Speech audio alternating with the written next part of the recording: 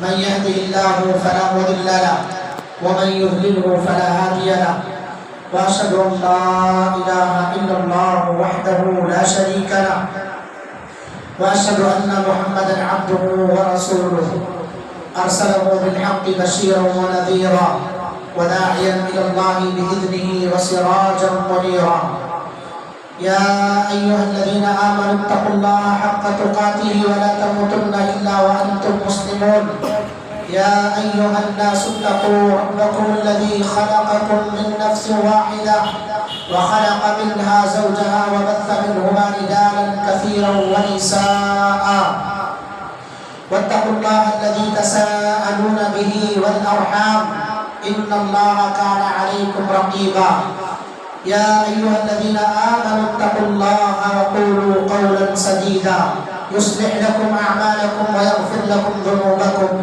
ومن يطع الله ورسوله فقد فاز فوزا عظيما أما بعد فإن خير الحديث كتاب الله وخير الهدي هدي محمد صلى الله عليه وسلم وشر الأمور محدثاتها وكل محدثة بدعة وكل بدعة ضلالة وكل ضلالة في النار فأعوذ بالله السميع العليم من الشيطان الرجيم من همزه ونفخه ونفثه بسم الله الرحمن الرحيم يا أيها الذين آمنوا ادخلوا في السلم كافة ولا تتبعوا خطوات الشيطان إنه لكم عدو مبين وقال تعالى ولقد بعثنا في كل أمة رسولا أن اعبدوا الله واجتنبوا الطاغوت وقال تعالى في موضع آخر قل إنما أنا بشر مثلكم يوحى إلي أنما إلهكم إله واحد فمن كان يرجو لقاء ربه فليعمل عملا صالحا ولا يشرك بعبادة ربه أحدا حاضرین جمعہ بزرگوں نوجوانوں عزیز بچوں پردہ نشین اسلامی ماں اور بہنوں خطبہ مسنونہ کے بعد قرآن مجید کی مختلف جگہوں سے 3 آیات آپ حضرات کے سامنے رکھی گئی ہیں ان 3 آیات کی روشنی میں آج کے جمعہ کے خطبے کا جو موضوع ہے وہ ہے عقیدے کی اصلاح پر کیوں میرے بھائیوں اور میری اسلامی ماں اور بہنوں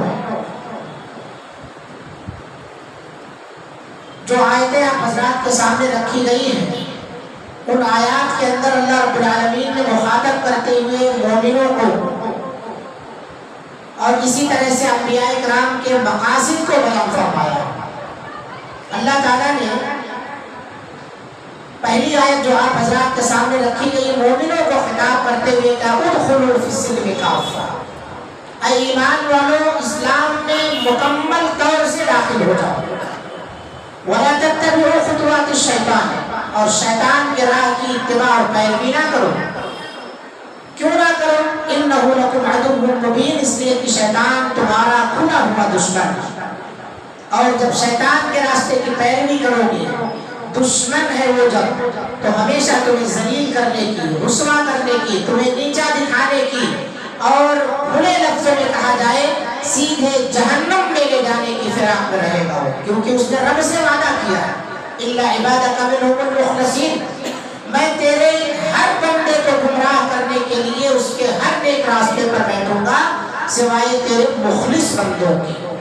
تو جو اخلاص والا ہے جو صحیح عقیدے والا ہے اس پر شیطان کا زور اور اس پر شیطان کا پاور طاقت اور قوت نہیں چلتا اس لیے عقیدے کی اصلاح ضروری ہے عقیدے کا جو لفظ آتا ہے یہ لفظ عربی میں اس کے لغوی معنی اگر دیکھا جائے تو یہ عقد یعقد عقدن سے ہے جس کے معنی ہے الشد والربط بقوت یعنی کسی بھی چیز کو مضبوطی کے ساتھ پختگی کے ساتھ باندھ دینا پوری طاقت اور قوت کے ساتھ ساز و سامان جب آپ اکٹھا کر لیتے ہیں تو اس کا منہ مضبوطی سے باندھ دیتے ہیں آپ کوئی بھی گٹھری آپ بناتے ہیں تو اس کو مضبوطی کے ساتھ آپ باندھ دیتے ہیں، جسے لوڈ کر کے آپ کو کہیں منتقل کرنا ہو، لے جانا ہو۔ بیع و شراء کے جو معاملات ہیں اسے بھی کہا جاتا ہے عقد، دونوں کے درمیان عقد ہو گئے، خریدنے والے اور بیچنے والوں کے درمیان۔ اسی طرح سے نکاح کا جو معاملہ آتا ہے اسے بھی عقد کہا جاتا ہے، کیونکہ وہاں بھی ایگریمنٹ ہوتی ہے، وہاں بھی طرفین کی رضامندی کا مسئلہ پیش آتا ہے۔ تو جب کہہ دیا خریدنے والے نے، بیچنے والے نے کہ ہاں ہم نے خریدا، اور بیچنے والا کہے ہم نے بیچ دیا، تو یہ عقد ہو گئی علی البیع، بیچنے اور خریدنے کی چیز پر ڈن ہو گیا مسئلہ۔ اور ایسے ہی ایجاب قبول جب کرا دیا جاتا ہے تو وہاں پر یہ عقد نکاح قائم ہو گیا، وہاں بھی ایک پختہ چیز قائم ہو گئی ہے، ان دونوں کا رشتہ اب رشتہ ازدواج میں تبدیل ہو گیا ہے۔ تو یہ عقد کا لفظ جو آتا ہے اس کے معنی ہوتے ہیں کسی بھی چیز کو مضبوطی کے ساتھ باندھ دینا۔ بات کے ذریعے آپ نے معاملے کو باندھ دیا، رسی کے ذریعے آپ نے سامان کو باندھ دیا۔ تو باندھنے کے معنی میں آتا ہے، مضبوطی کے معنی میں آتے ہیں۔ لیکن جب اسے علم العقیدہ میں لے کر کے جائیں گے کہ عقیدے کا علم کیا ہے، تو اس کے معنی جو ہوتے ہیں، اس کے معنی ہوتے ہیں ایمان باللہ اور اللہ کی توحید کو واجب کرنے والی جتنی بھی چیزیں ہیں ان پر بحث کرنا۔ اللہ کی توحید کو واجب کرنے والی جو بھی چیز ہے تمام چیزوں پر بحث کرنا، اور اسی کے اندر ایمان باللہ ہے، ایمان بالکتب ہے، ایمان بالرسول ہے، ایمان بالملائکہ، یعنی اسلام کے 6 ارکان جو ہیں وہ سب اس عقیدے کے اندر آتے ہیں۔ تو اس کا تعلق عقیدے سے ہے، توحید کی جتنی باتیں آتی ہیں تمام کا تعلق عقیدے سے ہے۔ اسی لیے میرے بھائیوں، عقیدے کی 2 قسمیں بنتی ہیں، ایک عقیدہ صحیح عقیدہ ہے اور دوسرا ایک عقیدہ ہوتا ہے غلط عقیدہ۔ اسلام پر اگر آپ غور کریں تو اسلام 3 چیزوں کے مجموعے کا نام ہے، ایک ہے عقیدہ صحیحہ، اور دوسرا ہے عمل بالکتاب والسنہ، قرآن اور حدیث کے مطابق عمل کرنا، اور تیسرا ہے اخلاق حسنہ۔ یہ تینوں چیزیں جس کے اندر پائی گئی اسی کے بارے میں اللہ تعالیٰ کہتا ہے ادخلوا فی السلم کافہ۔ عقیدہ بھی صحیح ہونا چاہیے، عقیدے کے بعد آپ جو عمل کر رہے ہیں وہ عمل بھی قرآن اور حدیث کے مطابق انجام پانا چاہیے، اور پھر آپ کا اخلاق بھی اللہ کے رسول صلی اللہ علیہ وسلم کے اخلاق کی طرح سے ہونا چاہیے۔ تو یہ 3 چیزیں، اور ان 3 چیزوں کے اندر جو سب سے اہم چیز ہے میرے بھائیوں وہ ہے عقیدے کا درست ہونا۔ عقیدے کا درست ہونا کیوں اہم ہے، اس کا جواب آج کے خطبے میں ہم تلاش کریں گے، اور یہی آج کا موضوع ہے کہ عقیدہ کیوں درست ہونا چاہیے۔ اللہ رب العالمین نے قرآن مجید کے اندر ارشاد فرمایا فَمَنْ كَانَ يَرْجُو لِقَاءَ رَبِّهِ فَلْيَعْمَلْ عَمَلًا صَالِحًا۔ جو شخص اپنے رب سے ملاقات کی امید رکھتا ہے اسے چاہیے کہ عمل صالح کرے، اور صالح عمل کون سا ہے؟ صالح عمل وہ ہے جس پر اللہ تعالیٰ جس سے راضی ہو، اور رسول اللہ صلی اللہ علیہ وسلم نے جن اعمال کو اللہ کی رضامندی کے لیے کیا ہو، آپ صلی اللہ علیہ وسلم نے جسے کرنے کا حکم دیا ہو، آپ صلی اللہ علیہ وسلم کے سامنے صحابہ نے کیا ہو، آپ خاموش رہے ہو، وہ عمل صحیح عمل ہے یا اعمال صالحہ ہے، جس کا مقصد اللہ کی رضامندی ہو۔ اللہ جس سے ناراض ہوتا ہے اس کا مطلب یہ ہوا کہ وہ عمل صالح نہیں ہے۔ اور دوسری شرط جو لگائی اللہ تعالیٰ نے کہ اللہ سے ملاقات کی امید رکھنے والے کے لیے اعمال صالحہ کے بعد وَلَا يُشْرِكْ بِعِبَادَةِ رَبِّهِ أَحَدًا، اپنے رب کے ساتھ کسی کو شریک نہ کر ڈالے۔ وجہ کیا ہے؟ کیونکہ جو آدمی بھی اللہ کے ساتھ شرک کرتا ہے، دین کے اندر نئی نئی بدعات انجام دیتا ہے، اس کے تمام اعمال برباد ہو جائیں گے۔ اللہ رب العالمین نے محمد رسول اللہ صلی اللہ علیہ وسلم کو مخاطب کرتے ہوئے فرمایا، نبی تھے آپ، اس کے باوجود دھمکی آمیز کلمات اختیار کیا اللہ تعالیٰ نے، انداز جو اپنایا ہے وہ دھمکاتے ہوئے کہا لئن اشرکت لَيَحْبَطَنَّ عَمَلُكَ، کہ اے نبی آپ تمام نبیوں کے سردار ہوں گے، تمام نبیوں کے امام ہوں گے، اولاد آدم کے سردار ہوں گے، خاتم الانبیاء ہوں گے، امام الانبیاء ہوں گے، سید سے شرک کا ذرہ برابر صدور ہوا، آپ کے عمل میں شرک کا شائبہ پایا گیا، لَيَحْبَطَنَّ عَمَلُهُ، تمام عمل آپ کے برباد ہو جائے۔ إِنَّ اللَّهَ لَا يَغْفِرُ أَن يُشْرَكَ بِهِ وَيَغْفِرُ مَا دُونَ ذَلِكَ لِمَن يَشَاءُ۔ اللہ شرک کو معاف نہیں فرماتا ہے، اس کے علاوہ جو بھی گناہ ہے اپنے رحم و کرم سے معاف فرما سکتا ہے اللہ تعالیٰ، معاف فرما دے گا اللہ رب العالمین۔ لیکن شرک، مشرک آدمی، عقیدے کا خراب آدمی بغیر توبہ کے مر گیا تو پھر اس کی معافی نہیں ہے۔ مرنے سے پہلے اس نے توبہ کر لیا تو توبہ تمام برائیوں کی معافی کی کا ذریعہ اور جڑ۔ اللہ تعالیٰ اسے توفیق دے دیا، توبہ کر لیا تو اس کی معافی ہے، لیکن بغیر توبہ کے اگر وہ مر گیا ہے لا یغفر ان یشرک بہ، اللہ معاف نہیں فرمائے گا جو شرک کرتا ہے اس کے ساتھ۔ تو یہ عقیدے کی اہمیت ہے میرے بھائی۔ عقیدے کے سلسلے میں اگر ہمیں دیکھنا ہے تو چند چیزیں آپ حضرات کے سامنے میں رکھنا چاہتا ہوں، اسے بغور سنے کہ ہمیں عقیدے کی اصلاح کیوں کرنا ضروری ہے، ہمارا عقیدہ درست رہنا کیوں ضروری ہے۔ عقیدہ دیکھا جائے تو عبادات میں عقیدے کی حیثیت اصل میں روح کی حیثیت ہے۔ جس طرح سے ہمارے جسم کے اندر روح جب تک ہے تب تک ہمیں زندہ کہا جاتا ہے، ہمارا عہدہ اور منصب سے ہمارے پکارا جاتا ہے کہ مسجد کے صدر صاحب ہیں، یہ خزانچی صاحب ہیں، یہ سیکریٹری صاحب ہیں، یہ سوسائٹی کے MLA ہیں، یہ فلاں ہیں، یہ فلاں ہیں، جو بھی عہدہ منصب ہو، یہ معاشرے کے سب سے مالدار، سخی، فیاض آدمی ہے۔ جب تک انسان کے اندر جان ہے تب تک اس کے القاب سے، اس کے عہدے اور مناصب سے پکارا جاتا ہے، لیکن جیسے ہی انسان کے جسم سے روح پرواز کرتی ہے اس کے بعد سارے عہدے، القاب، منصب سب ختم ہو جاتے ہیں، کہا جاتا ہے کہ مردہ لاش پڑی، سارا ٹائٹل ختم ہو جاتا ہے ان کے ناموں کے سامنے۔ یہی حیثیت عبادات کے معاملے میں عقیدے کی، کہ اگر آپ کا عقیدہ درست ہے تو آپ کی عبادت بھی درست ہو۔ اگر آپ گرچہ آپ اللہ کے رسول صلی اللہ علیہ وسلم کے عمل اور طریقے کے مطابق انجام دیے ہو تو اس عمل کو عقیدہ درست نہیں ہے تو پھر آپ کی عبادت بھی درست نہیں ہو۔ تو عقیدے کی حیثیت عبادات کے اندر ایک روح کی حیثیت ہے۔ اسی طرح سے اس کو سمجھنے کے لیے کہ عقیدے صحیحہ کیوں ضروری ہے تو عقیدے کی حیثیت ایک بلند و بالا عمارت کی مانند ہے کہ جس کی جڑ جتنی مضبوط ہوگی اتنی اونچائی پر وہ بلند و بالا عمارت کھڑی ہو سکتی ہے۔ اگر اس کی جڑ کھوکھلی ہو گئی تو پھر تمام اعمال چاہے جتنے خوشنما انداز میں خضوع کے ساتھ وقت مقررہ پر انجام دیے گئے ہوں، عمارت اگر بنیاد اگر کمزور ہے تو وہ عمارت کو خطرہ لاحق رہے گا۔ آپ کا عقیدہ اگر کمزور ہے، عقیدے کے اندر اگر خرابی ہے تو ہمیشہ عمل کے قبول نہ ہونے کا خطرہ منڈاتا رہے گا۔ کیوں؟ اس لیے کہ اللہ رب العالمین ارشاد فرماتا ہے وَمَن يَكْفُرْ بِالْإِيمَانِ فَقَدْ حَبِطَ عَمَلُهُ، جو آدمی ایمان کے اندر کفر کو داخل کرتا ہے اس کا سارا کا سارا عمل برباد ہے۔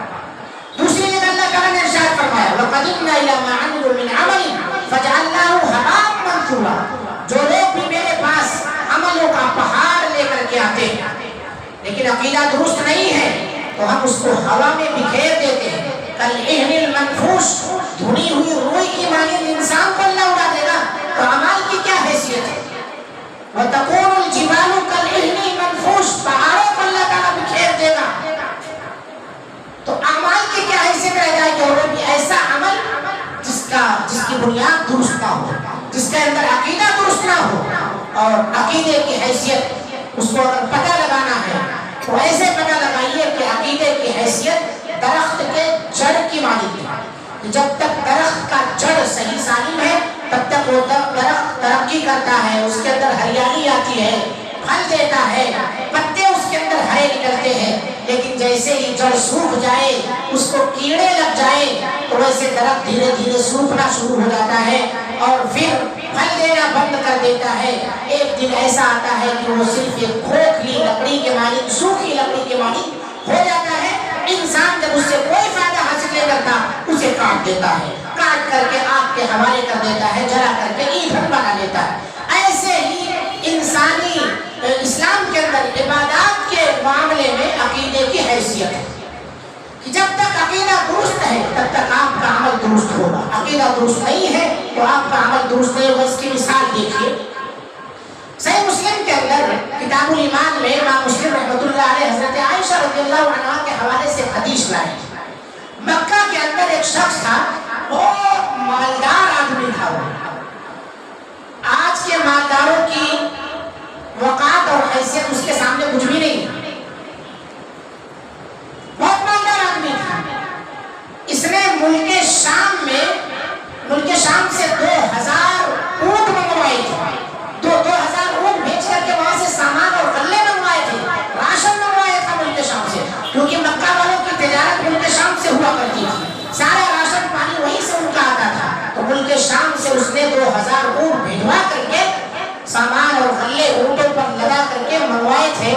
جب یہاں غلہ پہنچ گیا تو خانہ کعبہ کی چھت پر ایک آدمی کو اس نے متعین کر دیا کہ روزانہ رات کو تو خانہ کعبہ کی چھت پر چڑھ کر کے پورے مکہ کے لوگوں کو کے اندر اعلان کرنا زور زور سے کہ ابن جدعان کا دیگ تیار ہے، تم لوگ اس کی طرف آؤ۔ دعوت عام دے دو تمام مکہ والوں کو، کھانا کھلاتا تھا تمام لوگوں کو، بہت سخی بہت فیاض آدمی تھا، ہر رات کا یہ معاملہ تھا، ایک دن دو دن کا مسئلہ نہیں تھا۔ اللہ کے رسول صلی اللہ علیہ وسلم سے پوچھا گیا، حضرت عائشہ کہتی ہیں یا رسول اللہ ابن جدعان کان فی الجاہلیت یصل الرحم ویطعم المساکین۔ اے اللہ کے رسول صلی اللہ علیہ وسلم، ابن جدعان زمانے جاہلیت میں صلہ رحمی کرتا تھا، رشتہ داروں کے حق حقوق ادا کرتا تھا، ویطعم المساکین اور مسکینوں کو کھانا کھلاتا تھا۔ کیا قیامت کے دن اس کا یہ عمل فائدہ پہنچائے گا؟ نبی کریم صلی اللہ علیہ وسلم نے فرمایا لم ينفعه، اسے کچھ بھی فائدہ نہیں پہنچائے گا۔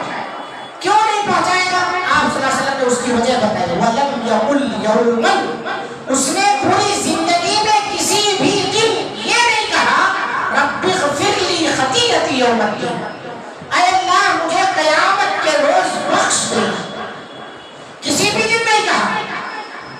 زمانے جاہلیت کے اندر اتنی سخاوت، فیاضی کا اور کرم کا مظاہرہ کرنے والا شخص، جبکہ وہ دور ایسا دور تھا کہ مکہ کے اندر کوئی چیزیں اتنی آسانی سے نہیں ملا کرتی تھی، بہت مشکل دور تھا، اور ایسے عالم میں کوئی سخاوت کا مظاہرہ کر رہا ہو تو یہ بہت بڑی بات تھی۔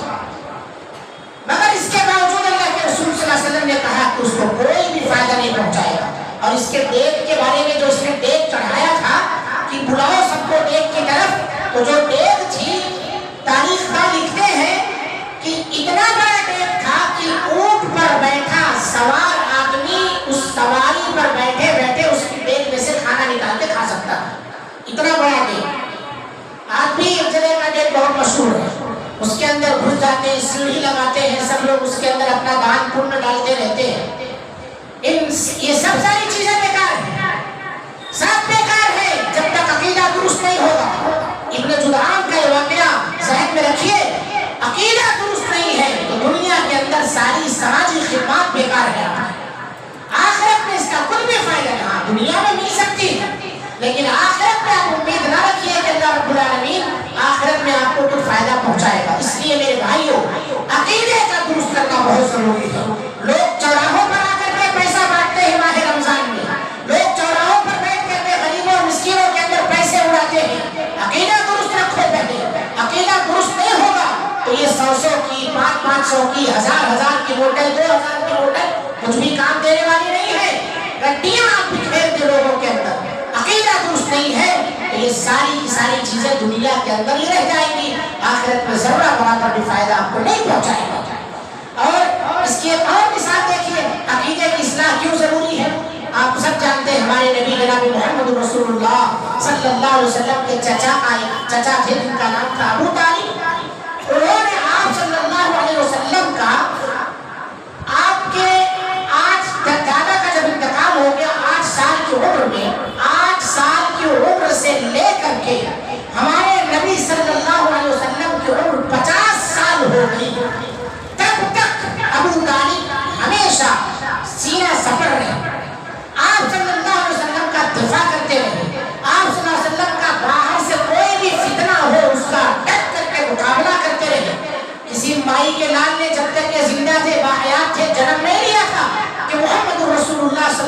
طرف انگلی اٹھا دے یا آنکھ دکھا دے۔ ایک وقت ایسا بھی آیا کہ بھتیجے تمہیں جو کرنا ہے کرو، میں دیکھ لیتا ہوں مکہ والے تمہارا کیا بگاڑ لیتے۔ اتنی خدمت کرنے والے 8 سال کی عمر سے 50 سال گویا 42 سال اللہ کے رسول صلی اللہ علیہ وسلم کے چچا ابو طالب خدمت کر رہے ہیں نبی صلی اللہ علیہ وسلم۔ معمولی آدمی کی خدمت نہیں ہے۔ آج آدمی جو ہے سیت کے بازو کھڑا ہوتا ہے تو پیپر میں اس کا نام آتا ہے، پوسٹر ڈالتا ہے، تصویریں ڈالتا ہے اور فخر کے ساتھ کہتا ہے میں ان کا ہومگارڈ ہوں۔ محمد رسول اللہ صلی اللہ علیہ وسلم کی ہر طرف سے حفاظت کرنے والے ابو طالب جہنم میں جا رہے ہیں۔ وجہ کیا ہے؟ ان کے اندر ہر طرح کی سماجی چیزیں تھیں۔ نبی کی حفاظت کے لیے کھڑا ہو آدمی اور وہ جہنم میں چلا جائے۔ آج لوگ کہتے ہیں کہ ان کا دامن پکڑ لیں گے ہم، ان کا دامن پکڑ لیں گے ہم۔ ابو طالب کیوں نہیں محمد صلی اللہ علیہ وسلم کا دامن پکڑ لیا؟ کیوں آپ صلی اللہ علیہ وسلم نے کہا کہ میرے چچا کو سب سے ہلکا عذاب ہوگا اور وہ بھی عذاب ایسا ہوگا کہ پیر میں آگ کی جوتی پہنائی جائے گی اور اس سے دماغ کھولے گا، ایسے کھولے گا جیسے چولہے پر رکھی ہوئی ہڈیاں کھولتی۔ جہنم میں جا رہے ہیں، نبی کے خادم ہیں یہ۔ آج بہت جوتا اٹھانے والے لوگ ملتے ہیں، ہاتھ چومنے والے لوگ ملتے ہیں، بیعت کرنے والے لوگ ملتے ہیں۔ عقیدے کی خرابی ہے تو یہ ساری کی ساری چیزیں برباد ہیں، ساری کی ساری چیزیں بیکار ہیں۔ ابو طالب جہنم میں جا رہے ہیں، وجہ کیا ہے؟ عقیدے کی خرابی۔ یہودی تیسری مثال، عقیدے کی اصلاح کیوں ضروری ہے؟ عقیدہ درست رہنا کیوں ضروری ہے؟ یہودی حضرت موسیٰ علیہ السلام پر ایمان رکھتے تھے، اپنے دور کے سب سے زیادہ جانکار تھے۔ اللہ نے قرآن مجید کے اندر آیت نازل فرمائی، یا بنی اسرائیل اذکروا نعمتی التی انعمت علیکم وانی فضلتکم علی العالمین۔ تمہیں تمہارے دور کے تمام لوگوں پر فضیلت اور فوقیت عطا فرماتی ہے، اس کے باوجود کہاں جائیں گے؟ نبی پر ایمان رکھتے ہیں، صدقہ و خیرات کرتے ہیں، زکات دیتے ہیں، توریت پر ایمان رکھتے تھے، اس کے باوجود وہ کہاں جا رہے ہیں؟ جہنم کے اندر جا رہے ہیں۔ وجہ کیا ہے؟ کہ انہوں نے عزیر علیہ السلام کو اللہ کا بیٹا قرار دیا ہے۔ وقالت الیہود عزیر ابن اللہ، انہوں نے اللہ کا بیٹا قرار دیا ہے، جبکہ اللہ کہتا ہے لم یلد ولم یولد۔ نہ اللہ رب العالمین نے کسی کو جنا ہے اور نہ ہی اللہ رب العالمین کو کسی نے جنا ہے۔ نہ اللہ کا کوئی باپ ہے نہ اللہ کسی کا باپ ہے۔ اور یہود کہتے ہیں کہ عزیر علیہ السلام اللہ کے بیٹے نعوذ باللہ۔ یہ عقیدے کی خرابی کی وجہ سے جہنم میں جا رہے ہیں۔ چوتھی مثال لے لیجیے، کرسچنوں کو، نصرانیوں کو، یہ بھی عیسیٰ علیہ السلام پر ایمان رکھتے ہیں، ان کی کتاب پر ایمان رکھتے ہیں اور ہم سے زیادہ سماجی خدمت میں آگے رہتے ہیں، لوگوں کی دیکھ بھال کرتے ہیں، وہ بھی صدقہ و خیرات کرتے ہیں، سوشل ورک میں ان کی مثال دی جاتی ہے، ہر طرف کے ڈونیشن کے اندر یہ آگے بڑھے رہتے ہیں، تمام خیر کے کاموں میں، رفاہی کاموں میں، سوشل ورک میں آگے آگے ہیں، لیکن نتیجہ کیا ہے؟ جہنم ہے۔ وجہ کیا ہے؟ عقیدے کی خرابی۔ کیا ہے؟ یہ لوگ ان اللہ ثالث ثلاثہ، تثلیث کے قائل ہیں۔ اللہ رب العالمین 3 چیزوں میں سے کوئی ایک ہے۔ ابن اللہ، عیسیٰ علیہ السلام کو اللہ کا بیٹا قرار دیا، عیسیٰ علیہ السلام کو نعوذ باللہ الہ بھی قرار دے دیا، معبود بھی قرار دے دیا ہے۔ تو یہ تثلیث کا عقیدہ رکھتے ہیں، اس وجہ سے یہ بھی جہنم میں جا رہے ہیں۔ مشرکین مکہ محمد رسول اللہ صلی اللہ علیہ وسلم کے دور میں آج کیا خدمت کر رہے ہیں آپ پر؟ کچھ بھی نہیں۔ سقایا کی ذمہ داری، حاجیوں کی ذمہ داری ان کے اوپر تھی، پانی پلانے کی، ان کے رہنے سہنے کے انتظامات کرنے کی، اور اسی طرح سے یہ بھی اپنے دور میں بڑے سخی تھے۔ عبداللہ ابن جدعان کا جو واقعہ پیش کیا یہ بھی مشرکین میں سے ہی تھا، یہ بھی زمانے جاہلیت میں سے ہی تھا، لیکن مشرکین تمام چیزوں کے باوجود، تمام خدمات کرنے کے باوجود، ان کے یہاں بھی حلال و حرام کا مسئلہ تھا، مہمان نوازی میں سب سے زیادہ آتے، یہ نہیں دیکھتے تھے کہ اونٹ کتنا قیمتی ہے، گرا دیا مہمان آیا تو۔ آج ہمارے گھر پر مہمان آتا ہے تو دائیں بائیں جھانکتے ہیں کہ کب چلا جائے یہ واپس، کب چلا جائے یہ واپس۔ ہم یہ سوچتے ہیں وہ بڑے سخی، بڑے فیاض مہمان نوازی میں ان کی تو مثال نہیں دی جا سکتی، یعنی کسی سے موازنہ نہیں کیا جا سکتا۔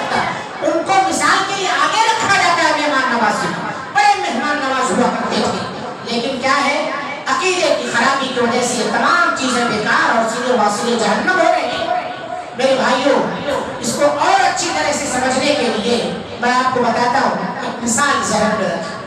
ایک آدمی ہے، ایک کی عدد لکھتا ہے اور لکھنے کے بعد وہ زیرو رائٹ طرف لگاتا ہے، 1 لکھا اور 0 0 0 0 رائٹ طرف لگاتا ہے، اور وہی دوسرا آدمی ہے جو 1 لکھتا ہے اور 0 اس کے بائیں طرف لگاتا ہے۔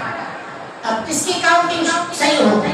1 لکھا ہے، 3 0 دائیں طرف لگایا ہے، 1000 دائیں طرف لگانے والے کا 0 ہوگا، یا 1 لکھا ہے اور 3 0 بائیں طرف لگا رہا ہے؟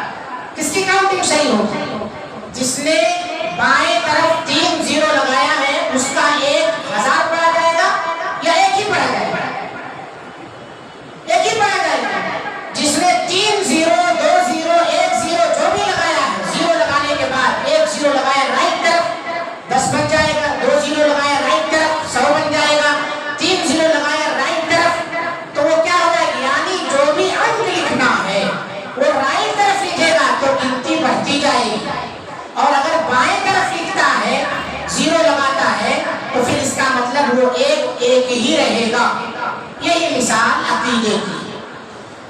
آپ اگر صحیح عقیدہ رکھتے ہیں تو آپ کا عمل اللہ کے یہاں شمار ہوگا، اور اگر غلط عقیدہ رکھتے ہیں تو اللہ رب العالمین کا عمل، آپ کا عمل اللہ کے یہاں کچھ بھی شمار نہیں ہوگا۔ گویا آپ ایسے ہیں کہ 1 لکھنے کے بعد 0 آپ بائیں طرف لگا رہے ہیں، 1 لکھنے کے بعد 0 آپ بائیں طرف لکھ رہے ہیں، تو یہ آپ کا عقیدہ درست نہیں۔ وہی ایک دوسری مثال، ایک آدمی کسان ہے، ایک کسان کاشتکار آدمی کھیتی کرتا ہے، اور کھیتی ایسی زمین پر کرتا ہے جہاں سے کچھ چیزیں اگنے والی ہیں، اپجاؤ زمین پر کھیتی کرتا ہے، اور ایک آدمی ہے جو بنجر زمین پر کھیتی کرتا ہے۔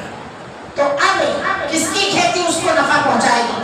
جو آدمی زمین زرخیز زمین پر کھیتی کر رہا ہے، ظاہر سی بات ہے اس سے اس کو فائدہ ہوگا، لیکن جو آدمی بنجر زمین پر کھیتی کر رہا ہے اس سے اس کو فائدہ نہیں ہوگا۔ یہی مثال سے مومن اور کافر کی، کہ مومن کے ذریعے سے، اس کے اعمال کے ذریعے سے، اس کے عقیدے کے ذریعے سے اس کو آخرت میں فائدہ ملے گا، اور کافر کو اس نے بنجر زمین پر فصل اگائی ہے اس لیے اس سے کچھ بھی اس کو نہیں ملے گا، یعنی اس نے خراب عقیدے کے ساتھ عمل کیا ہے۔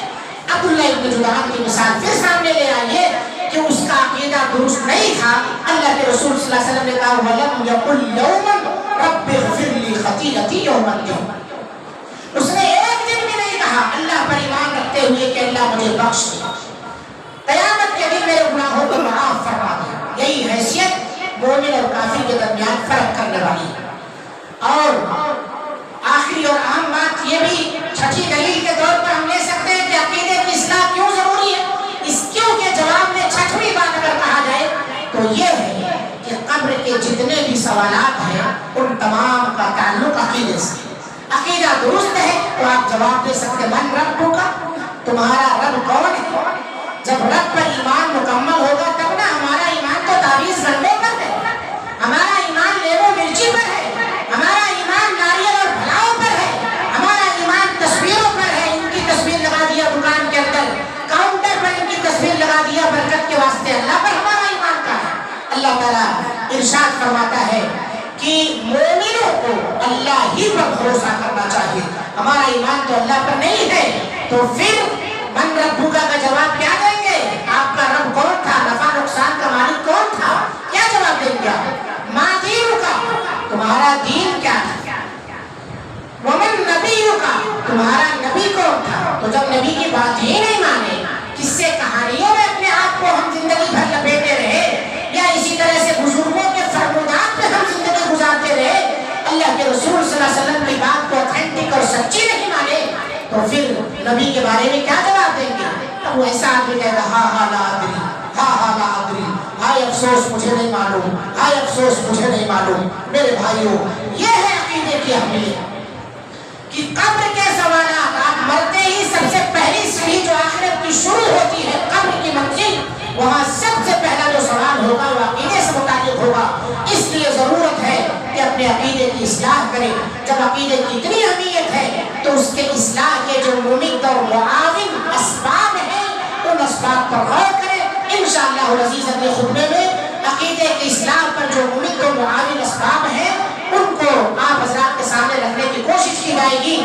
رب العالمین سے دعا ہے مولا کریم ہم تمام لوگوں کو عقیدہ صحیحہ کی اہمیت کو سمجھتے ہوئے اپنے عقیدے کے اندر جو بھی خرابیاں ہیں ان خرابیوں کی اصلاح کی ہر ممکن کوشش کرنے کی توفیق عطا فرما۔ رب العالمین ہم تمام کو صحیح عقیدے سے نواز دے۔ اہدنا الصراط المستقیم، اللہ رب العالمین ہمیں سیدھے سچے راستے پر چلا۔ اللہ رب العالمین ہم تمام کو انبیاء، صدیقین، شہداء اور صالحین کے زمرے میں شامل فرما۔ اللہ تعالیٰ خراب عقیدے اور عقیدے کو خراب کرنے والی جتنی بھی چیزیں ہیں ان تمام چیزوں سے ہم سب کی حفاظت فرما۔ رب العالمین ہمیں اور ہماری آنے والی نسلوں کو شرک و بدعات سے محفوظ فرما۔ اعمال صالحہ کے انجام دہی میں اللہ تعالیٰ توفیق عطا فرما۔ قرآن اور حدیث کے مطابق اپنی زندگی گزارنے کی توفیق عطا فرما۔ رب العالمین ہم تمام کو جب تک دنیا میں زندہ رکھ، ایمان اور اسلام کی حالت پر زندہ رکھ، جب خاتمہ فرما تو خاتمہ بالخیر عطا فرما۔ رب العالمین دنیا کے اندر جہاں جہاں بھی مسلمان پریشان حال ہے، اللہ تمام لوگوں کے لیے تو حامی ناصر مددگار بن جا۔ بہت ساری جگہوں پر اتر پردیش اور دیگر ملک کے بہت سارے اطراف میں سیلاب سے لوگ متاثر ہیں، پریشان ہیں، اللہ رب العالمین ان تمام کی پریشانیوں کے لیے حل پیدا فرما۔ اللہ تعالیٰ بہت سارے ایسے مسلمان ہیں، ایسے لوگ ہیں جو کھانے پینے کے لیے ترس رہے ہیں، لالے پڑے ہوئے فوڈ اور غذا کے لیے، اللہ تعالیٰ ان کے لیے غذا کا صحیح اور مناسب غذا کا انتظام فرما۔ رب العالمین ہم تمام لوگوں کو کی ہر طرح سے حفاظت فرما، دنیا اور آخرت کے فکروں سے محفوظ فرما، مسلم امہ کی اللہ تعالیٰ حفاظت فرما۔ رب العالمین ہمیں دنیا کے اندر جب تک زندہ رکھ، ایمان اور اسلام کی زندگی عطا فرما، جب خاتمہ فرما تو ہماری زبان سے کلمہ لا الہ الا اللہ جاری ہو۔ آمین۔ اقول قولی ھذا واستغفر اللہ لی ولکم ولسائر المسلمین فاستغفروہ انہ هو الغفور الرحیم۔